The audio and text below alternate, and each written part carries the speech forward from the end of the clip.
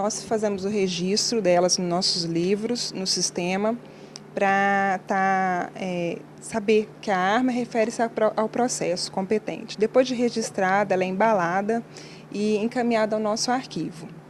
E lá ela vai permanecer até ao fim do processo. Enquanto ela interessar por a instrução do processo, ela vai ficar armazenada lá. Depois que tiver todos os recursos, não tiver mais o trânsito julgado do processo, aí nós vamos fazer encaminhamento delas para o Exército. Nós oficiamos ao comandante da Polícia Militar, que é ele que vai ser responsável para fazer esse encaminhamento. Eles vêm, pegam as armas e encaminham para o Exército.